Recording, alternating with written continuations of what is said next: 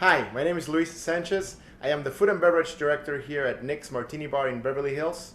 And today we're going to make a classic, an apple martini. How do you make it? You start with a mixing glass and then your favorite vodka. We're going to do 2 ounces.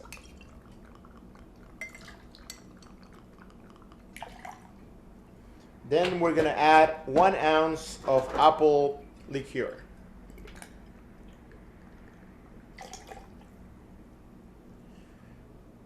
And I like to add 1 ounce of sweet and sour, otherwise it just becomes too sweet of a drink.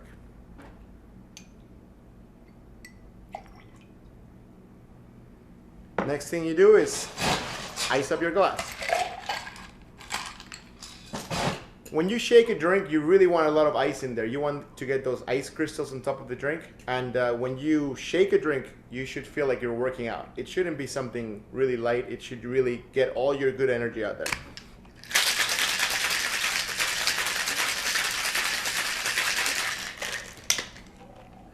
Don't let any go to waste there. I'm gonna get a chill glass for you guys.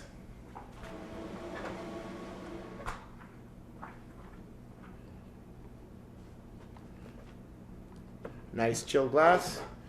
All that's left is to pour it and garnish it. It shouldn't be too green, it should just be a little pale green. And what I like using for garnish is a Granny Smith apple that I cut real thin.